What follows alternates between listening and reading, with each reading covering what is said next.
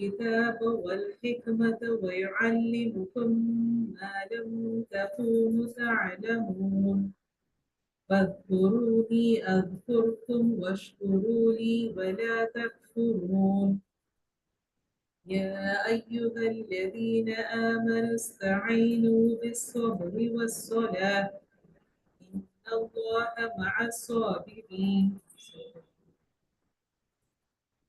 Before we get into today's verse, uh, we had seen yesterday the verses relating till yesterday we had seen verses relating to the change of the direction of the Qibla. A long discussion must have come to an end yesterday about why it was changed, what should the attitude of the people be.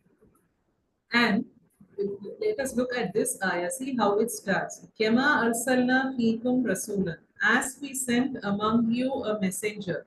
The word kema means as, just as, like, it is used for comparison.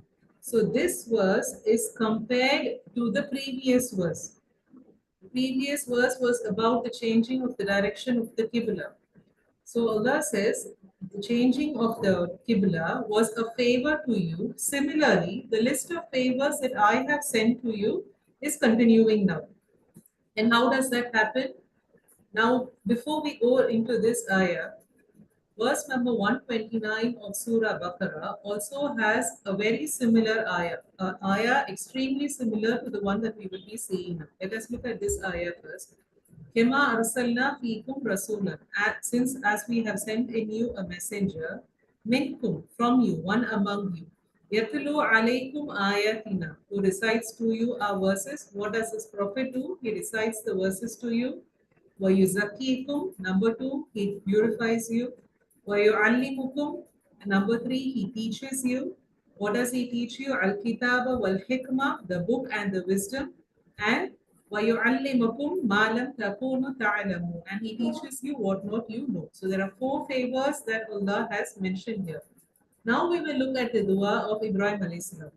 What did Ibrahim alayhi salam pray for? He asked, he begged Allah. There was a passionate dua from him. And he told Allah, oh Allah, send from my people a messenger who will raise in them a messenger who will recite to them the verses, who will purify them, and he will teach them and will instruct them concerning your message. So raise among my people that kind of messenger, one who will complete your message to mankind. So, as an answer to Ibrahim alayhi salam's dua, we see this verse coming as well. So, that mission, that the demand that Ibrahim alayhi salam placed, the prayer that he placed in front of Allah has been completed and has been fulfilled, and that is what we see in this verse. So the first fulfillment was the completion, changing of the Qibla. Now from this we also know that Islam did not come in vacuum. The people in Makkah did not accept Islam out of the blue. Islam has always been there. It has firm roots in history. And we can clearly see that it is an answer to Ibrahim al-Islam's prophet. From the first man, Islam has been there. And all of them have taught Islam. And now it is the completion of the message, the completion, conclusion of revelation from God to man through Wahi. That has come to an end now with the coming down of our final messenger. So the change of the Qibla was not haphazard, but it was an answer to Ibrahim alayhi salam's prayer, as is this verse that we will be seeing now. So, and what are the favors? The first favor we have seen in the last verse, and continues now the list of favors. As we send among you a messenger. This is the second favor. Now, the coming down of a messenger from Allah to a particular community is no ordinary thing. Allah sends down the guidance to people through this messenger. And what can be greater than receiving guidance? When Allah Himself sends the message directly to people, when Allah Himself sends a way of life, a proper way of life, a complete guidance to mankind, what can be more important and what can be a better favor? And He sends to and Allah says that He is one of your own people. And this revelation began with Adam alayhi salam, and now it has come to a conclusion. So now this coming down of the message brings about gives a distinctive character and a special privilege to the Muslims. Why? It is with them that the final message of with us that the final message of Allah rests. The Makkans at that time were humble group, a very insignificant group. But Allah addresses them and specially and says, I have sent among you, fikum. This is in the second person. Fikum, I have raised from you a messenger. And we are the fulfillment of Ibrahim alayhi salam's dua. We have received, we are the recipients of the message of the for our Prophet Muhammad sallallahu alaihi wasallam. If you notice in verse 129, in Ibrahim alayhi salam's dua, all his pleas to Allah will be in the third person. Raise in them, bring them, teach them, instruct them. It will be in the third person. But here, if you observe this ayah, Allah says, I have raised among you a messenger from you who recites to you, alaykum, to you, our verses, وَيُزَكِّيكُمْ, and he purifies you, وَيُعَلِّمُكُمْ, and he teaches you the book and his wisdom. So everything is in second person. When Allah uses the word you, kum, he addresses us directly. And isn't this a huge honor, a privilege that we have received from Allah subhanahu wa ta'ala? So the first favor is the coming down of the Prophet. And the next favor, what does the Prophet do? Yatlu alaykum ayatina. This is quite a simple part of part of the verse that could be easily understood. So he recites the ayahs to you. That is, he conveys the message of Allah to us directly. And what does this lead to? وَيُزَكِّيكُمْ, and he purifies you. Now, this purification is no ordinary term. This purification is a logical progression of the instructions that are given to us. He recites to you the verses. So when the verses are recited to you, it is expected that you purify yourself or it purifies you. This purification itself is diverse. It is the purification of the mind and the purification of the heart. How does this work? How does the message of Allah purify us? It purifies our character, our lusts, our mannerisms.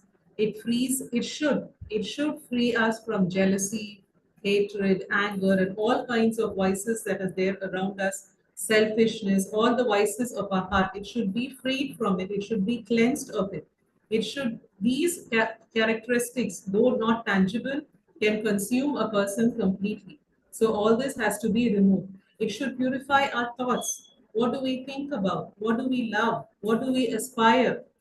All those thoughts have to be purified as well. And this happens through the remembrance of the Quran. And it purifies you, meaning it also cleanses you of all kinds of misconceptions and corruption and ignorance. And people at that time, it was revealed to Makkah, they were consumed with interest and cheating and looting and injustice, and it is happening now also. It is not exclusive to any community, it is happening now as well. So it should remove all those negative aspects from you in your character and it should purify the individual and it should purify the society as well. All the ills that contaminate a community should be removed. This should be the impact of the message of Allah to us. That is the reason why it has been said. That was the dua of the Ibrahim alayhi salam. Send down a prophet with a message that will purify the people. And now Allah says, I have completed that mission. I have fulfilled his dua. I have sent down a prophet with a message strong enough to purify man. And through the Quran, as we are learning it now, the Quran has the power to give tranquility to our hearts, to cleanse us. It is in the remembrance of the words of Allah, in the remembrance of Allah, that mind al-qulub, do our hearts find rest. So that is the first kind of purification, that is the purification of the heart. Next comes the purification of the mind. This is intellectual purity through understanding. So man should have a clear idea of his purpose of life, why he has come down, the concept of God, good and evil, where is he going to? All he should have a proper understanding of the deen. So to remove all kinds of misunderstandings and misconceptions and conjectures, Allah sends down the Quran, which purifies your mind, which gives you intellectual purity, it gives you the clear ideology, the purity of the heart. So when one is ready to implement the laws, and if a person understanding is clear, then he will be able to appreciate the laws that Allah sends down. For example, in the first 13 years when the Prophet lived in Makkah, all that was done to man was his conviction and his belief were strengthened. Allah did not send down much laws while in Makkah.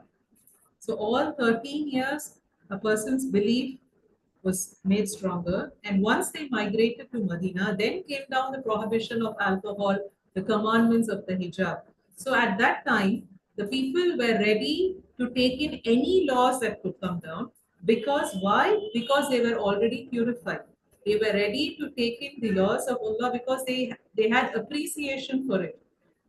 And this is the attitude we need to adopt while teaching our children or while educating the people as well. For example, when there are children, kids, or youth at home, they are not taught much about the foundation of Islam, to the reason, the purpose of life, and all the fundamentals are not taught to them well. Only the halal and haram is pushed down their throat. So they do not have any proper understanding of the deen. And when the parents turn away, they do whatever they please. To them, it's just a formality. It is quite hollow. The foundation is very weak. It is only from a tree which has good roots, a healthy, a strong tree will come out, isn't it? So unless a person is purified and taught well, then his applying the laws will become, if not, the applying of laws will become difficult. So now we see Allah has sent down a messenger to you who recites the verses to you, and then those verses purify you, and then he teaches you the book and the wisdom. So when you are ready to take in that message, Allah sends down the laws and the wisdom. And what were the laws that were sent down? All were sent down through the Quran.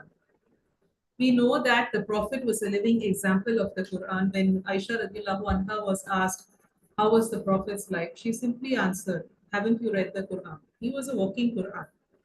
So through the Quran and through the life of the Prophet, through the Quran and the Hadith, we learn a lot.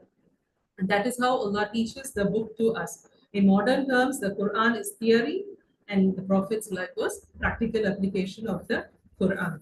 So the Quran itself is an intellectual and a spiritual cleanser. It clears you, as I told you, it purifies your heart and it purifies your mind and teaches you the book and the wisdom. The book can be literally translated into the laws or the instructions of God.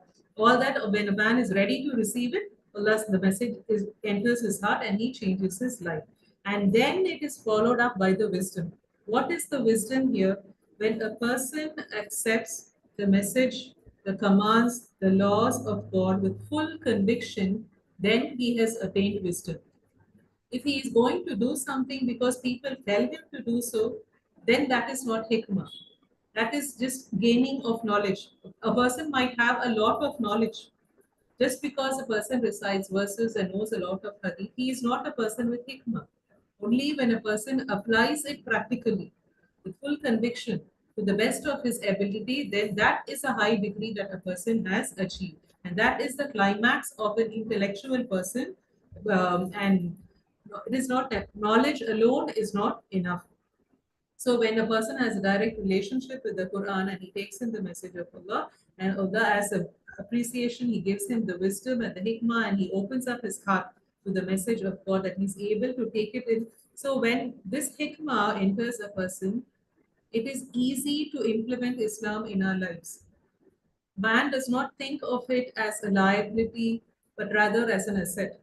He thinks that if I follow the words of Allah, if I do according, it will only give me peace, it will give me happiness, it will give me tranquility. I will be fulfilling the purpose of my life, and there will be rewards for me in the akhirah as well. So this kind of understanding, when it enters man, then he has truly achieved success. Now it is because of this attitude that we see that the Arabs, who were a heedless community, a racist community, there was slavery and several crimes in that community, they were cleansed because of this benevolent book, this book of guidance which came down from Allah to our messenger. So a community which was thriving from an uncultured tribal desert transformed into a community which would uphold justice and could promote and preserve humanity. What an exceptional change. That too all within 23 years. When it takes hundreds of years to change a community now, as we see, Yet these people, Allah with His message and through the Prophet, could change such a community and purify them and cleanse them. And they became the pioneers. They were the ones who were spreading the message of Islam, of peace to the entire world. So this was the uh, benefit that came out, and he teaches you what not you were knowing. So several things we read. How would we have had a clear concept of Allah, the Akhirah, the angels, the book, and the future, the punishments and the rewards, if not Allah had taught us? If not Allah had given us the purpose of our lives and how we are to live this life, what is the reason for good and bad? Why does distress fall upon a man? Or if a person continues to do good but he goes through a lot of hardships, what is the reason for that? If not, there is a lot of hikmah and wisdom in the Quran. If not Allah had taught all these things to us, would we ever know? No, we would not know. From where is all this going to come from? So Allah says, and He teaches you what not you were knowing. So these are the favors that we have seen in this verse. First favor is the sending down of the messenger. Who, second favor, he recites the verses to you, that is, he conveys the message. The third favor, it purifies you. And then in fourth is he teaches you the book and the wisdom. And finally, what not you know, all those information is also transferred on to you. And then Allah says, Fadkuruni adkurkum. So remember me, I will remember you, and be grateful to me. Wala takfurun, and not you be ungrateful to me. This is a very poignant verse. When someone does a favor to us, it is easy to be remember them, we appreciate them. It is indecent if we forget a favor, isn't it? If someone has helped us in a time of need, it is not acceptable that we forget the favor. Now Allah says, I have done all these favors to you, from the changing of the Qibla to all that we saw, a list of favors that we saw in the previous ayah. So be grateful to me. He does not talk about creating us, about the rizq that He has provided. He only talks about the sending down of the messenger. See, now when we come up and look at the verse, the first part of the verse here, Fadkuruni adkurkum. Remember me, I will remember you. We see a lot of prominent people, actors and artists and singers and politicians and heads of state. We talk about them, but do they talk about us? They do not even know that we exist. Excuse me. They do not even know that we exist. They don't care about us. They don't think about us. This is just simply too many of us. But Allah the Almighty says, remember me and I will remember you. It is as though He places us, we and Him are on the same pedestal. How is that even possible? He is the Almighty and we are ordinary slaves. We are trillions and trillions of human beings. And yet He says, you remember me and I will remember you. So, what benevolence, what compassion, what a huge honor that Allah has given us. That He says, you remember me, I will remember. We cannot expect this from human beings at all. But it is like, for example, if a child in a school, the principal mentions the child's name, how does the child feel? The child is on cloud nine. Oh, principal has spoken about me. She has talked about me. She has mentioned me. She has called me to the state. Child is literally floating. And this is just an ordinary principle. Allah the Almighty says, remember me and I will remember you. So such a huge grace and generosity that Allah has favored upon us. The Prophet said that Allah says, if you remember me, I will remember you. Allah said, if you mention me in a gathering, I will mention you in a gathering. If we go to Allah by a hand's length, Allah comes to us by a forearm's length. And if we go by a forearm's length, Allah comes to us by an arm's length. And if we go walking, Allah comes to us running. So He is waiting for us, even though He is the greatest and there is no one like Him. Yet He waits for us to turn to Him. And so Allah says, be grateful to me because of all the favors. Be grateful to me. And notice this ayah, be grateful to me and not you be ungrateful to me. In that same stretch, be grateful and not you be ungrateful. Why is it that both are mentioned side by side? And Alim said, I cannot thank enough Allah because of the favor that He has rendered me. Thanking Allah itself is such a huge favor. I cannot thank Him enough for that. He has given me an opportunity to thank Him. He has made me recognize Him. He has given me the hidayah. He has given me the opportunity to know Him, to know about His greatness, and to thank Him. How many people do not have access to this? And how often do we take this for granted? So Allah says, so if you remember me and I will for all the favors that Allah has given, and there is a warning here, be grateful to me and don't you dare be ungrateful to me. Why are both mentioned in the same stretch? Because it is possible for man to be grateful to God in one matter and to be grateful to Him in another matter. So often we forget the things that Allah has given us and we complain about what we do not have. The list of haves will be a lot. What we do not have will only be little. Yet we try to focus, we spend our energy looking at what we do not have. And there are so many other aspects in our lives. We contemplate more, we sit more and think more about what we do not have. That Allah says that do not think about that, but think about what you have and always be grateful to. Kufr can mean a lot of things. It could mean to deny, as in to reject Allah. But here it means ungrateful. Being ungrateful to Allah, not appreciating Him for the favors that He has offered to us, is also classified as kufr. And then we come to the final ayah of the day. Allah says, يا أيها الذين آمنوا استعينوا بالصبر والصلاة إن الله مع الصابرين. O, o those who have believed, seek help through patience and prayer. Indeed, Allah is with the patient ones. Now, as we look at these ayahs, we have already seen this ayah before. It spoke about patience and prayer on a personal level there. And now, in this context, it comes more as a collective level. It is addressed to the group of Muslims. Muslims are now being vested the power, vested with the leadership of the world. They have the divine book in their hands. It is a historic and a universal role, the role of spreading the message of Allah to the entire world. It is a leadership and it is a huge responsibility. So this is not going to be a better process. For those who believe, conveying the word of Allah is not going to be easy. You will be subjected to all kinds of afflictions and trials and tribulations, as we see now, isn't it? When we speak up for the faith, a man is put to death.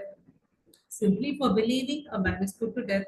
When we stand up for justice, people are killed. There are genocides, there are massacres, there are riots, simply for being Muslim. And if just to proclaim your faith, if a person has to face so much, what about the people who go around to do dawah? They face a lot more too. So this is no ordinary job. Even though I know we might feel that we are a privileged group who have received the message.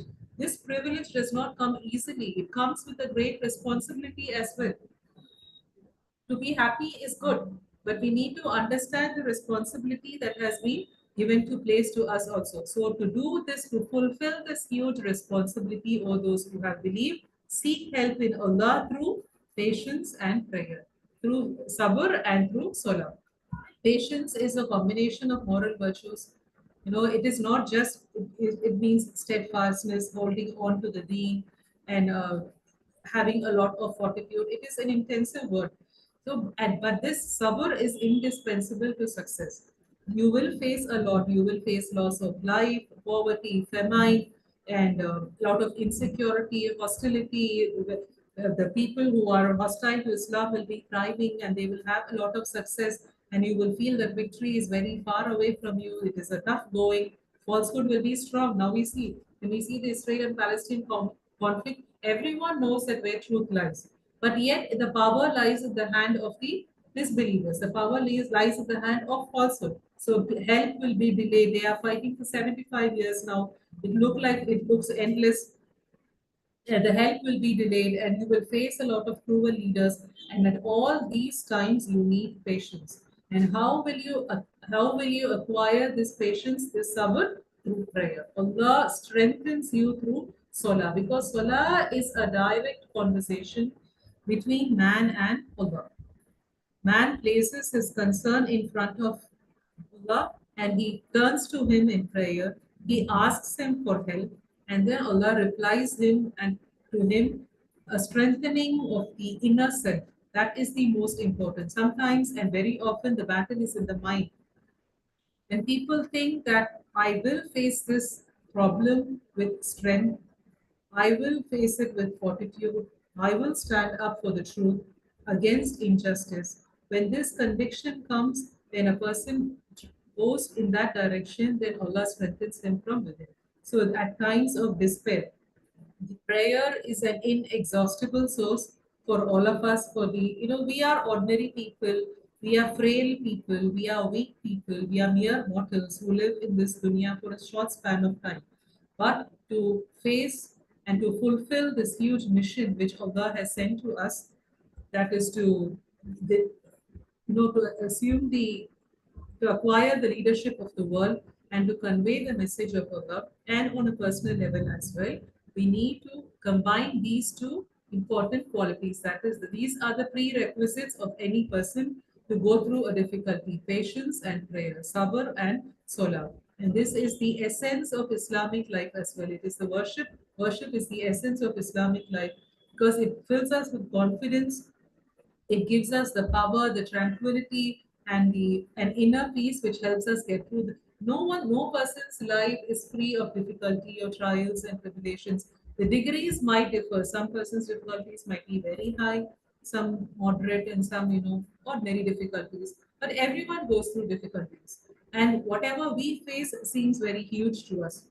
So at this times, we need to adopt these two qualities inside us. A prophet, whenever he was beset with trials and he felt down, and he would call to Bilal radiallahu anhu and says, call for prayer, O Bilal, bring us its comfort, give us the comfort of prayer. So it is a reassurance from God, reassurance from Allah that through patience and prayer, I will give you my help and my comfort. And it is beautiful the condition of a believer. The Prophet said, amazing is the quality of the believer. When he faces a hardship, then he is patient for it. When something good comes to him, when something bountiful comes to him, he is grateful for it. So both are good for him. So it's irrespective of whether it is a good thing or a bad thing, a hardship or a bounty, a favor or a difficulty, the attitude of the believer is that he always turns to Allah. He's either grateful to Allah and he thanks Him for it, or he accepts that acceptance is primary. He accepts the trials that comes down from Allah and he's patient with it. Sabr does not mean that you are inactive. Sabr means you accept Allah's decree and you try to come out of it through perseverance. Patience and perseverance together means sabr. So when man adopts this attitude, and this is the right attitude for a Muslim, then life becomes a lot easier. And Allah, what does Allah promise here? Verily, indeed, inna Allah ma'as sabirin. I am with you. I will not let you go. I will not leave you destitute. I have not just randomly thrown a trial or a tribulation, or nothing is haphazard, nothing is arbitrary here. You have been given this trial and test to prove your character, to see how you act in the face of a trial, a problem, an affliction. And we need to remember this and hold on to it in our personal lives and in our collective lives as well. So may Allah guide us all in the straight path, and He purify our hearts. That is the reason that the Quran had come down to us. May He purify our hearts. May the Quran, as we enter the month of Ramadan and we spend a lot of time with reciting the Quran, may this Quran, Ramadan is special because it was the month in which the Quran was revealed to us. And what can be a better favor than the coming down of the message, the guidance from Allah to mankind? So this month has been is celebrated, and we give thanks to Allah by fasting in this blessed month. And through in this month, may He illuminate our hearts and our minds. May He purify us. May He help us keep away from all that is evil and to hold on to all that He has taught us. May He make us conscious of the negatives in us, conscious of the negatives in us, and let us make a conscious effort to move away from it. And He guide us and strengthen us as we move away from the uh, ills that afflict us onto a more positive life filled with His guidance. May He fill us with the conviction that this is the true message of God and I will live by it. And if I hold on to it, there will be peace and tranquility in my heart. And once that belief sits strong in our heart, then it is very difficult for the shaitan to trouble us in any way. So may Allah bless us all with that guidance and keep us on the straight path. Baqarah Dawana, Alhamdulillahi Rabbil Alameen. You can now put in your send forth your questions now. Before we move into the questions, I would like to inform you about the change in the timings during the Ramadan. As we begin Ramadan this weekend, inshallah, class timings will be from 10 to 10:45 in the morning. 10 to 10:45 a.m. in the morning. And please attend the classes regularly. This is a way of understanding the Quran, learning the Quran. As I told you, this is the month of the Quran. So may Allah bring us closer to the Quran, and it is through this message that may He help us reform our lives. So we will make this as an opportunity and make an effort to attend this class, to attend the classes during Ramadan as well. Every good deed done in Ramadan has multiple rewards. So we let us strive for it and let us keep up regularity in our classes. And also, the last 10 days of Ramadan will be off. We will not have classes in the last 10 days of Ramadan and 4 to 5 days after Eid, inshallah. After that, we will be having a test. It is a voluntary test, a revision test of what we have learned so far. So we request you to go through the videos on YouTube, to listen to them, to take notes, and to learn. The question answers will be simple, not a very heavy test. But please do go through the ayahs. It will be a good recap for you. And once we recollect and revise it, it will stay fresh in our memory as well. So a completion of the classes that we have done so far will be the test. So please do go use the time during Ramadan to prepare well for the test as well. So inshallah, from Monday onwards, the classes will be from 10 to 10:45.